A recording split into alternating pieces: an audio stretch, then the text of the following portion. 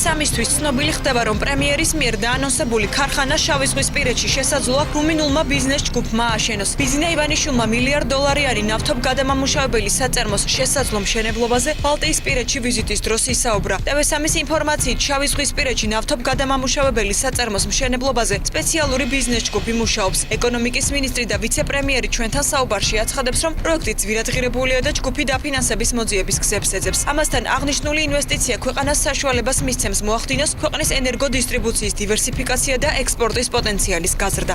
თანამედროვე ევროსტანდარტის, ევრო 4 სტანდარტის ნავთობგადამამუშავებელი გაკეთდეს. თუმცა კიდევ ერთხელ ვამბობ, ამ საკითხთან დაკავშირებით ბიზნეს ჯგუფი მუშაობს დაფინანსების მოძიებაზე, საკმაოდ ძვირადღირებული სიამოვნებაა და ვნახოთ როგორ იქნება. ჩვენ მივესალმებით, რა თქმა უნდა, იმიტომ რომ ეს საშუალებას მოგცემს, რომ ჯერ ერთი ქვეყნის ენერგომომარაგების დივერსიფიკაცია მოხდეს და მეორე ასევე ექსპორტის პოტენციალის თვალსაზრისით ეს ძალიან მნიშვნელოვანი პროექტი იქნება. საქართველოში ნავთობგადამამუშავებელი ქარხნის მშენებლობაზე საუბარი ყოფილი ხელისუფლების პერიოდში დაიწყო. მაშინ შესაძლო ინვესტორად აზერბაიჯანული მხარე სახელდებოდა, თუმცა შემდეგ აზერბაიჯანულმა სოკარმა მილიარდის ღირებულების კარბამიდის ქარხნის მშენებლობა დაიწყო. აუდიტის სამსახურს პრეზიდენტობის კანდიდატ ნინო ბურჯანაძესთან პრეტენზიები აქვს. საუბარია დემოკრატიული მოძრაობა ერთიანი საქართველოს მიერ გაზეთში განთავსებულ სარეკლამო შეტყობინებაზე, რომლის შესახებაც პარტიების საქმიანობის მონიტორინგის სამსახურს არ ეცნობა. აუდიტის ბრალდებას უსაფუძვლოს უწოდებენ ბურჯანაძის თანაგუნდელები. TV3-თან ინტერვიუში ირაკლი ჭყოიძე ამბობს, რომ ადმინისტრაციულ გადაცნობას ადგილი არ ჰქონია და პარტიის იურისტები სპეციალურ მოხსენებაზე უკვე მუშაობენ. ჩვენი განმოსახედიდან ამ დაშვებულ შეცდომებს ვერ ვხედავთ, თუმცა აუდიტის სამსახურს ჯერ კონკრეტულად არ მიუთითებია და ჩვენ ვამზადებთ წერილს, მივწერთ აუდიტის სამსახურს თხოვნით, რომ დაგვიზუსტოს ამ კონკრეტულად თუ მათი თვალსაზრისით შეცდომა, ანუ ეს რა შეცდომაა და ამის შესაბამისად, რა თქმა უნდა, ვითანამშრომლებთ. მრეწველობა გადაარჩენს საქართველოს კიდევ ერთი პოლიტიკური პარტია, რომელთანაც აუდიტის სამსახურს პრეტენზიები აქვს. დასკვნაში ნათქვამია, რომ პარტიამ ბანკომატიდან თანხა გაურკვეველი მიზნით გაანაღდა. TV3-თან საუბარში პარტიის ლიდერი ზურაბ ტყებალაძე ადმინისტრაციული შეცდომის ფაქტს ადასტურებს და აცხადებს, რომ მზად არის აუდიტის სამსახურთან ითანამშრომლოს. მოთხოვნის მიხედვით ნაღრი ფულის გამოტანა მხოლოდ შეკითხვის შემდეგ არის შესაძლებელი. ამაში რა თქმა უნდა სწორი არიან და სირედონის შეცდომაა, რადგან დათვარ და კანონის მიხედვით პასუხი ვაგოთ. აუდიტის სამსახურის დასკვნაში, რომელიც წინასაარჩევნო პერიოდის მონიტორინგს ასახავს, ადმინისტრაციული გადაცნობის ფაქტებზეა საუბარი. დასკვნის მიხედვით დემოკრატიული მოძრაობა ერთიანი საქართველო მრეწველობა გადაარჩენს საქართველოს და კიდევ რამდენიმე პოლიტიკურ პარტიას შესაძლოა ფულადი ჯარიმა დაეკისროს. საქმე სასამართლოს უკვე გადაეგზავნა. გადაიხადება თუ არა საარსებო მინიმუმი. 2013 წლის ივლისის მონაცემებით შრომის უნარიანი მამაკაცის საარსებო მინიმუმი 154,8 ლარით, საშუალო ოჯახის კი 242,8 ლარით განისაზღვრა. ქართული ოცნების ერთ-ერთი ლიდერი ზვია ძიზიკური TV3-თან აცხადებს, რომ დადგენილი საარსებო მინიმუმი ადამიანის ყოველდღიურ საჭიროებებთან შესაბამისობაში ვერ მოდის. ძიზიკური არ გამორიცხავს, რომ უახლოეს მომავალში საარსებო მინიმუმის ცნების გადახედვის საკითხი დღის წესრიგში დადგეს. მე ვფიქრობ, საარსებო მინიმუმი შეუძლებელია 150 ლარი იყოს. თუმცა ძნელია მე ვილაპარაკო, როგორ არის, ხა რა ციფრებში უნდა მოძრაობდეს დღევანდელი საარსებო მინიმუმი, იმიტომ რომ ამას სპეციალისტები ითვლიან და ვფიქრობ, რომ ეს თემაც ალბათ დადგება დღის წესრიგში. ნაციონალური მოძრაობის ერთ-ერთი ლიდერი გიორგი ვაშაძე კი აცხადებს, რომ ქართული ოცნების წინასაარჩევნო დაპირების მიხედვით საარსებო მინიმუმი 220 ლარი უნდა ყოფილიყო. ვაშაძის განმარტებით პენსიის 150 ლარამდე გაზრდა ნაციონალური მოძრაობის მიერ ბიუჯეტში ჯერ კიდევ გასულ წელს იყო გათვალისწინებული. წინასაარჩევნოდ ქართული ოცნებისთვის საარსებო მინიმუმი იყო 220 ლარი, პენსია უნდა ყოფილიყო 220 ლარი. დღეს საარსებო მინიმუმი შემცირებულია სტატისტიკის დეპარტამენტის მონაცემებით და 150 ლარი პენსია, რომელიც იქნება, ეს არის ნაციონალური მოძრაობის მიერ ბიუჯეტში გათვალისწინებული პენსია ჯერ კიდევ გასულ წელს, როცა ბიუჯეტის პირველადი პროექტი შემოვიდა. როდიდან ამუშავდება და რას ითვალისწინებს სახელმწიფო დასაქმების ხელშეწყობის პროგრამა. ჯანდაცვის სამინისტროს დასაქმების ხელშეწყობის დეპარტამენტის ხელმძღვანელი კახა საკანდელიძე ტევესამთან აცხადებს, რომ პროგრამა მოსამზადებელ ეტაპზე არის პარალელურადაც შრომითი ბაზრის სურათის კვლევა მიმდინარეობს. მისი თქმით, დასაქმების მსურველებს პროგრამის ფარგლებში შესაძლებლობა ექნება შესაბამის საიტზე ინფორმაცია განათავსონ. მისივე განმარტებით, ხელმისაწვდომი იქნება ვაკანსიებიც და კომპანიებთან მუშაობა ამ კუთხით უკვე მიმდინარეობს. საკანდელიძის თქმით, შრომის ბაზარზე ამ ეტაპზე განსაკუთრებული მოთხოვნა მცირე და საშუალო ბიზნესია, რაც შესაძლოა პროგრამის პრიორიტეტიც იყოს. მისივე თქმით, დასაქმების ხელშეწყობის დეპარტამენტი ახალგაზრდებისა და კერძო სექტორის მხარდაჭერის პროგრამებსაც უზრუნველყოფს დაგეგმილია ბიუჯეტიდან კვალიფიციური მუშახელის მომზადების პროგრამების დაფინანსებაც. ყველა ცივილიზებული ქვეყანა აღრიცხავს თავის სამუშაოს მანძილებს, უმუშევრებს, ეს ელემენტარული სტატისტიკა და ბარი რა თქმა უნდა ხელშეწყობის პროგრამები, როგორც იქ ისევე ჩვენთანაც საქართველოში დაიწყება ამ პროგრამების განხორციელება. მეწარმეებთან ნდობა გვჭირდება ხო ამ შემთხვევაში რომ მოგცენ ის თავიანთი სურვილები და მოთხოვნები იმ პროფესიებზე, რომელიც მათ ჭირდებათ და მიიღონ ის კვალიფიცირებული მუშახელი. თუ არ არის ჩვენს შრომის ბაზარზე ანალოგიური ჩვენ ვესწრებით, რომ იმ სტანდარტებით, იმ მოთხოვნებით დავაკმაყოფილოთ მათ სურვილები და მოვამზადოთ ეს ხალხი. საქართველოში ინვესტორებისთვის ყველაზე მიმზიდველ სფეროდ 2013 წლის მეორე კვარტალში პირველის მსგავსად ენერგეტიკა რჩება. საქართველოს სტატისტიკის ეროვნული სამსახურის მონაცემებით 2013 წლის მეორე კვარტალში ყველაზე მეტი პირდაპირი უცხოური ინვესტიცია $66 მილიონი ენერგეტიკაში განხორციელდა, რაც ამავე წლის პირველ კვარტალთან შედარებით $25 მილიონი და გასული წლის ამავე პერიოდთან შედარებით $15 მილიონი მეტია. ენერგეტიკის მინისტრი ტევესამთან აცხადებს, რომ ამ ეტაპზე ყველაზე მიმზიდველი სფერო უცხოელი ინვესტორებისთვის ენერგეტიკაა. გაზრდილი ინვესტიციების მიზეზი კი ახალი ხელისუფლების პირობებში კერძო სექტორის ხელშეუხებლობაა.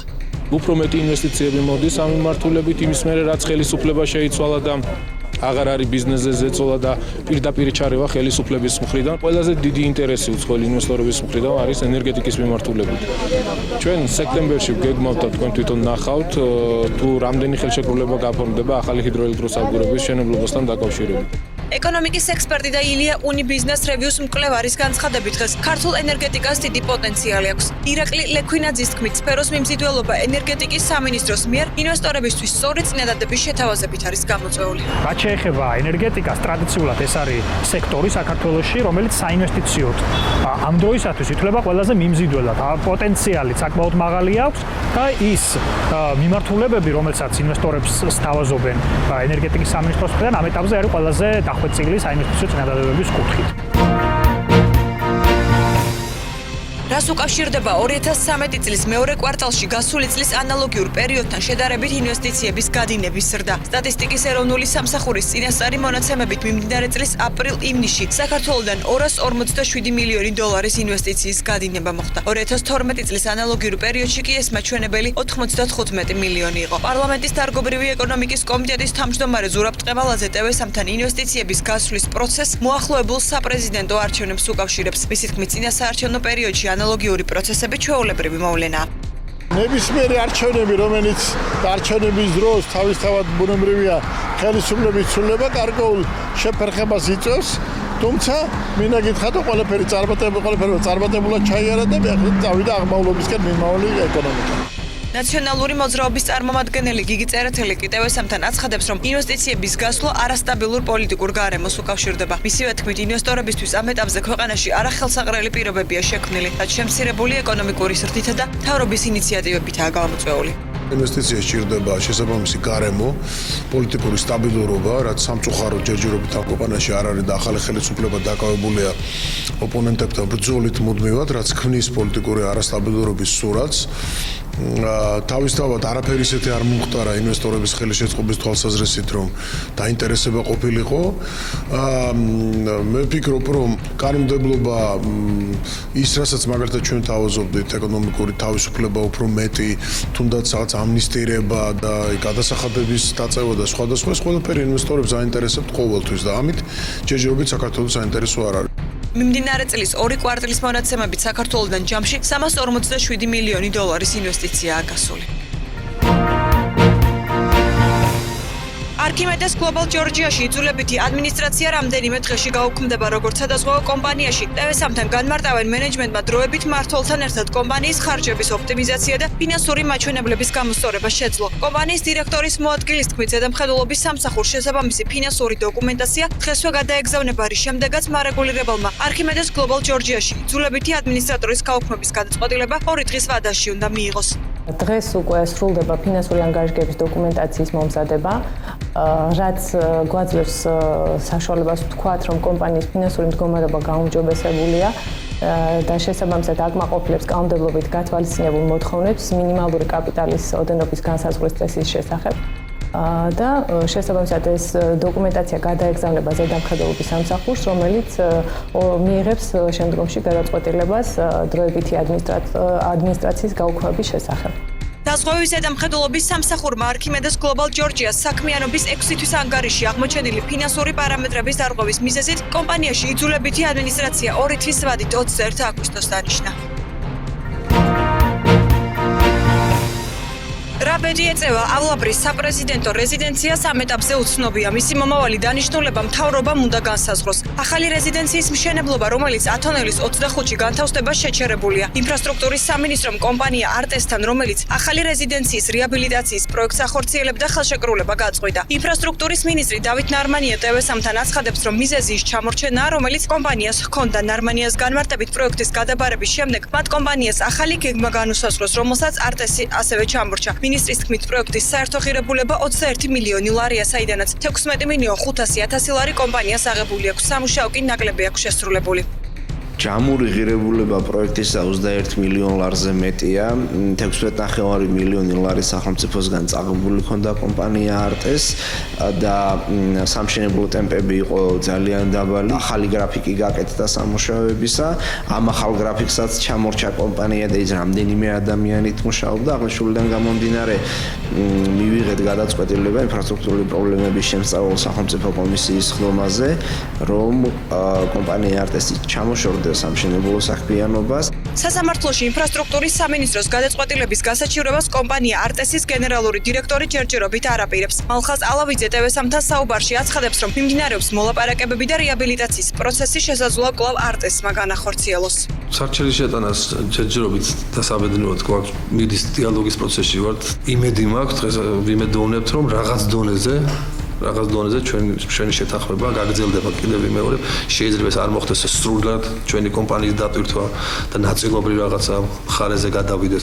ინფრასტრუქტურის სამინისტრო ახალი რეზიდენციის რეაბილიტაციისთვის კომპანიას უახლოეს მომავალში შეარჩევს, თუმცა ნებისმიერ შემთხვევაში საქართველოს მომავალ პრეზიდენტს 2014 წლის ზაფხულამდე მოვალეობის შესრულება სახელმწიფო კანცელარიაში მოუწევს.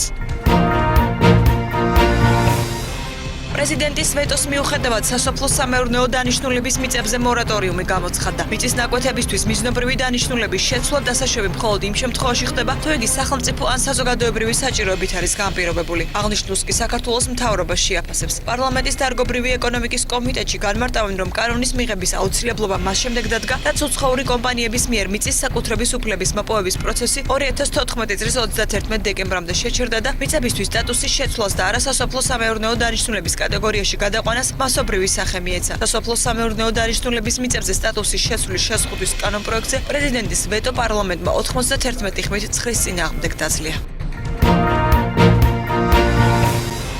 სოფლის მეურნეობის მინისტრის განცხადებით შეღავათიანი აგროსესხების პროექტის ფარგლებში დაფინანსებულია 6,000-მდე სესხი. ამის შესახებ შალვა ფიფიამ დღეს მედიასთან შეხვედრაზე ისაუბრა. 6,000-დან ფერმერებმა 2,685 მცირე მოცულობის უპროცენტო სესხი მიიღეს. მცირე წარმოებებსა და მსხვილ ფერმერულ მეურნეობებზე 2,474 სესხი გაიცა. ახალ საწარმოებზე გაცემული სესხების ოდენობა კი 200 ხუთში ადგენს. 10 სექტემბრის მდგომარეობით შეღავათიანი აგროსესხების ფარგლებში გაცემული თანხის ოდენობა 95 მილიონ ლარს აჭარბებს.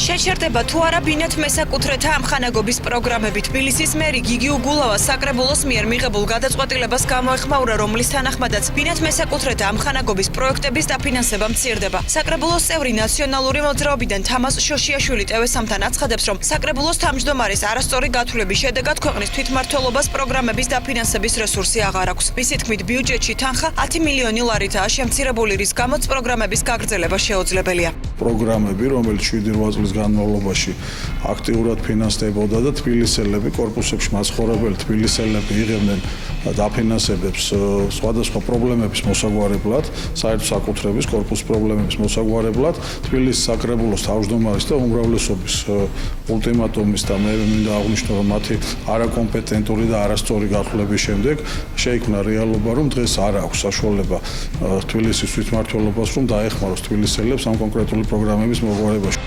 ქალაქის ურბანული დაგეგმარებისა და საქალაქო მეურნეობის თავმჯდომარე ნიკოლოზ ხაჩირაშვილი კი გავრცელებულ ინფორმაციას უარყოფს. მისი თქმით, ბიუჯეტში საკმარისი თანხაა იმისთვის, რომ პროგრამები წარმატებით განხორციელდეს. ამასთან ის განმარტავს, რომ მიუხედავად შემცირებისა წინა წელთან შედარებით ბიუჯეტში 2 მილიონით მეტი თანხაა გათვალისწინებული. მე ამას დავარქმევდი პირდაპირ გაგებით საბოტაჟს ადგილობრივი თვითმმართველობის იმდენად, რამდენადაც ეს არის უბრალოდ ორ უცხებას შორის პირდაპირ დღეს შეიძლება ხმამაღლა ვთქვა გადაბრალების პირდაპირ ინსტრუმენტი, რომელიც საერთო საქმეს ხალხისთვის სასარგებლოს არასდროს არ გააკეთებს. რეგიონული განვითარებისა და ინფრასტრუქტურის სამინისტროს ორგანიზებით ტექნიკურ უნივერსიტეტში ინფრასტრუქტურის მესამე საერთაშორისო კონფერენცია გაიხსნა. საქართველოს მთავრობის წევრებთან ერთად კონფერენციის მუშაობაში მონაწილეობას იღებენ სხვადასხვა ქვეყნების უნივერსიტეტის პროფესორები და საავტომობილო კომპანიების წარმომადგენლები. კონფერენციის საავტომობილო გზები და კომუნიკაციები ფარგლებში მოეწყო ტექნიკის გამოფენაც და გეგმილია ინფრასტრუქტურის სფეროს შესახებ დისკუსიების გამართვა და მოხსენებების გაკეთება. კონფერენცია 12-13 სექტემბერს გაგრძელდება. ეს კონფერენცია ძალიან მნიშვნელოვანია იმით, რომ ყველაზე თანამედროვე ტექნოლოგიების გაზიარება ხდება კერძო და საჯარო სექტორებს შორის და ხდება ძალიან მდიდარი ინფორმაციის გაცვლა, ძალიან ბევრი ქვეყანა მონაწილეობს. ჩვენ გვყავს 10-ზე მეტი უცხოელი ექსპერტი გერმანიიდან, ბალტიისპირეთის ქვეყნებიდან, რომლებიც გაგვიზიარებენ ევროპულ გამოცდილებას თუ როგორ უნდა შევქმნათ თანამედროვე ინფრასტრუქტურული პროექტები. თანამედროვე საქმიანობის დონეზე ძალიან ბევრ რამეში გვაქვს ჩამორჩენა. ჩვენი მიზანი არის, რომ სწორედ აი ამ კუთხით მოხდეს ამ სიახლეების ქალაქში დანერგვა იმისათვის, რომ ქალაქში კომფორტული გახდეს ნებისმიერი მოქალაქისთვის ცხოვრება. ქართული ჩაი მალე სამხრეთ აფრიკის რესპუბლიკაში გაიყიდება. კომპანია Geoplant-სა და Worldpeak Holdings შორის მემორანდუმი ჩაი გურიელის ექსპორტის შესახებ TBC ბანკის სათაო ოფისში გაფორმდა. საინვესტიციო კომპანია Worldpeak-ი საქართველოში სწორედ TBC ბანკის მოწვევით ჩამოვიდა. ამჟამად ბანკთან ერთად სოფლის მეურნეობის ინფრასტრუქტურისა და ენერგეტიკის სექტორებში განსახორციელებელ პროექტებზე მიდის მუშაობა. მემორანდუმის მიხედვით მარკეტინგული ბიუჯეტიც დამტკიცდა, რომელიც ორივე კომპანიის მიერ დაფინანსდება.